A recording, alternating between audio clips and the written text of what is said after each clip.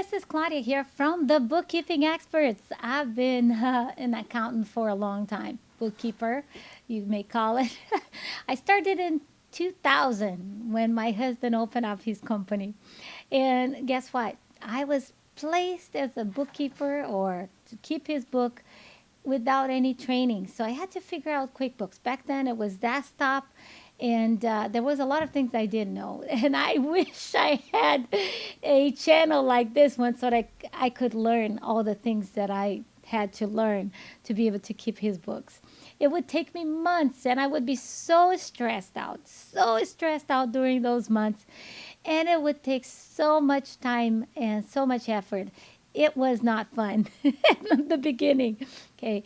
Then after 20 something years, 24 years, 25 years, I don't like to count because that kind of shows that I've been doing this for too long.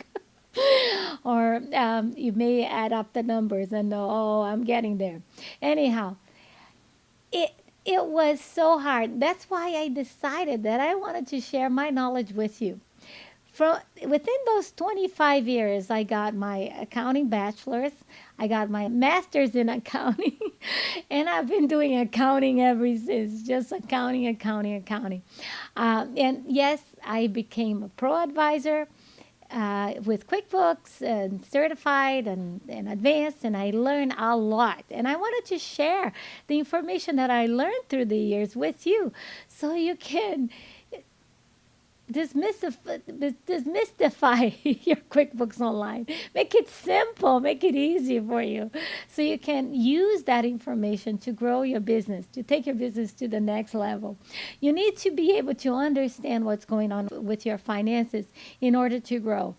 Without knowing what's going on with your finances, you may be like the guy selling watermelon. He bought a truck and bought a bunch of watermelon for $1 and started selling the watermelon for $1. And then at the end of the day, he decided, oh, I didn't make much money today, right? Maybe I should buy more watermelons.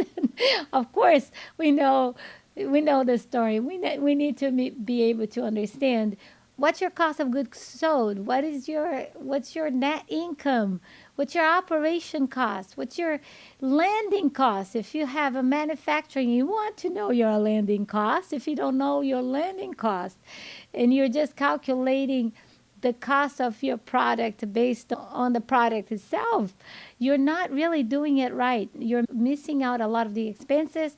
And at the end of the day, you may realize that you had to adjust the price or just make a few adjustments on maybe your shipping or on whatever it is that you need to adjust. But without knowing the bottom line, you can't do that. You may think you're making money and you're not, or you may be making money and you have no idea. And maybe you should be using that money towards investing on your company so you're not hit by the IRS at the end of the year. Okay, as a beginning of a brand new year, there's so much you can do right now. And I am so happy to start this year with you. And today we're going to talk about how to make sure you get everything ready for your CPA, for your accountant, or your bookkeeper to make sure that the work is done right and that it's ready to be filed and that you cross all the T's, you put all the dots and everything is ready to go. All right, so without much further ado, we're going to QuickBooks Online. Okay. All right, here it is. Here is our simple account. Okay, so the first thing you want to do when getting your books ready is make sure you add all the documents to your CPA, to your bookkeeper.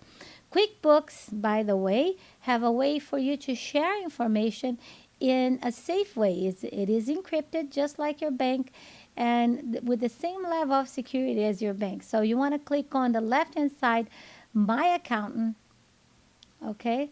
And here, if you are the bookkeeper or the accountant, you can request the documents from your clients here. And here on share documents is where you want to add all the documents. So you want to add documents here. You can create the folders if you want to create a folder for all your bank accounts or your mortgage and or all your loans and things like that, and then just drop your documents from your device right over here. Now make sure that if you have multiple accountants linked to your account, that you're selecting the right accountant so that those documents go to the right place. That is very important. Okay, next thing you need to do is, and for those of you who are filing the 1099 through QuickBooks, you want to make sure that you request all the information from your vendors. All right, so the way to do it under expense and vendors, okay, you want to click, you want to go to your vendors. Let's see. Let's see. Let's say that this one is a client that I want to track for 1099. So you want to click on this client. So you go under expense vendor, click on the client, or you can type search over here or on the beginning. And then once you find, you can edit. Click on edit and scroll down, and you want to click here to track payments for 1099. Okay, let's see. You want to make sure you have all these vendors selected to track for 1099. All right. Okay, so if you have multiple, just go over all your multiple clients, or I'm sorry, not clients, vendors, and click on that little box to track. Next thing, you want to go where it says payroll and then contractors. And you're going to see the contractor over here. We need to send out the information request. And right here, oh, let me go back there. Sometimes I go too fast, right? You want to click on the client, and it's going to open this page. And right from here, you want to click on send email. Okay, and you can put the code. First, it's going to ask you to verify, and then you'll be able to send an email to the client so that they can fill out the 1099. Okay, if for some reason the client gives you a physical, like a paper 1099, now they can fill it out right online and you will receive it. They're going to receive it as an email, and they're going to go into that email and fill it out. If not, you want to click on here, add, and you're going to, if it is an individual that you're hiring, you're going to click on individual. If it is a business, you're going to click on the business and fill out all the information here and save it. Once it's all ready, the 1099 is a piece of cake. You want to make sure you only send the 1099 once you have everybody's document filled out, okay? And then you can prepare your 1099. I have another video with more details. While you are preparing your 1099, make sure you select all the bank accounts and so on and so forth. QuickBooks charge about $15 per form, which is great. So it's not very expensive. And if all the payments have the payments assignment or the vendor name on each transaction, it should be piece of cake. If you don't, then before you file this, you can click on view all contractors payment, and then go over those payments. If they are missing, you can go to transactions, bank transaction, and search by amount. Search by amount, okay, right here. But you want to go into categorize if it's been already categorized, and search for those amounts, and you can find it. And make sure you add the name of the vendor. So right here, if there is one without a vendor, you would add the payee right over here. See that? Oh, this one doesn't have a payee. Let's see, it's T-Mobile. I'm not being endorsed, by the way, by anybody, or Verizon, whatever services you have. I'm just saying Verizon, T-Mobile, AT&T, whatever. Okay, all right, there you go. So this is how you do it. What else should you do? So you want to send out the documents, make sure you send your payroll information. And if there is any miscategorization, just give a heads up to your accountant CPA. One thing that is good to let your accountant or CPA or your bookkeeper who is cleaning up your books know is if you receive payments but you never deposit on your business account, let them know, okay? Because this way, if you have recorded the payment into undeposited funds is sitting over there, they need to make sure that they match those transactions. If there is no match because it was never deposited in there, then they have to send it to an equity account under owner's distribution or something like that. All right. So those are the basic things you need to know. Once the work is done, you want to make sure that it's done right. So once you take a look at your bank accounts, your credit card, you want to make sure that those balances are the same, except credit card is going to be a negative amount because credit card, the negative amount means that you owe money to own over here, right? But those two numbers should be the same. And it's not here because it's a simple account. But if it was not a simple account, it had to be the same. Any bank account, like the bank balance versus the QuickBooks, has to be the same, except if there was transactions that's still sitting in there to be categorized. Okay. One more thing you can take a look is the client, the overview. Okay. You want to take a look at the balance and if those accounts were categorized, all your bank accounts, your credit card needs to be reconciled and it has to be reconciled up to the end of the accounting year. Everything. And that means all bank accounts, all credit card accounts, all liability accounts, including your mortgages, loans, and so on and so forth.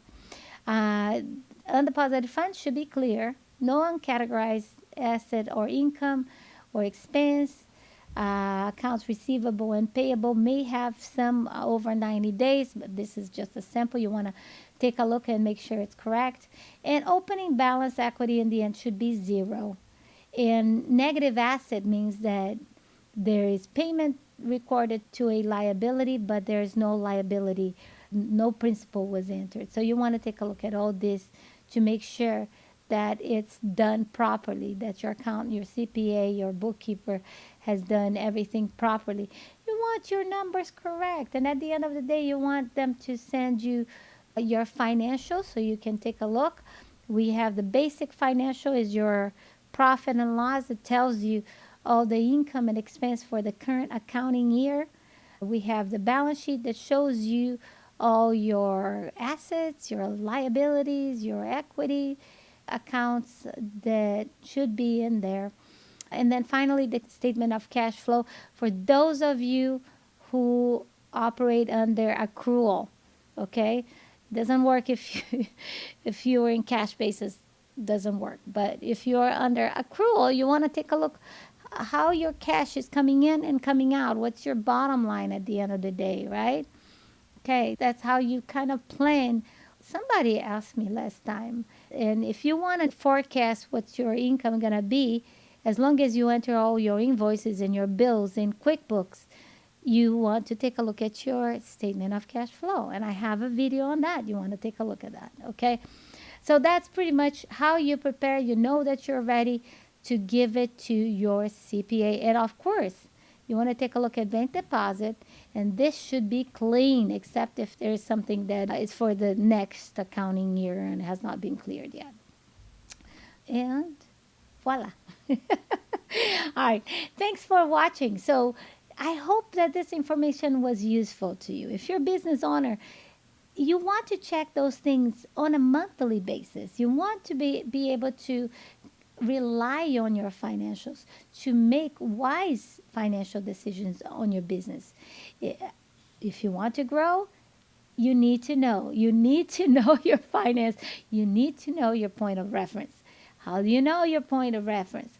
By making sure your information was entered correctly, that all your liabilities, all your income, all your cost of goods sold are recorded correctly, and you can take a look and analyze your business and see what's the next step to grow.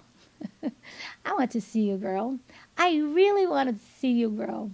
And I am so grateful that you took the time to spend with me. And I'll be back next time. So if you have not subscribed to our channel, make sure you click on the button to subscribe. We're going to be back multiple times, twice a week. I vow to you that I'm going to continue to grow, and I'm going to share this growth with you. I'm going to continue learning and improving and sharing and staying up to date with all the changes in QuickBooks so that you can be one step ahead as well. I'll be one step ahead, you'll be one step ahead. So subscribe and come back each week to see what we have for you so you can stay up to date and be able to have your point of reference and take your business to the next level. And Happy New Year. I'll see you next time.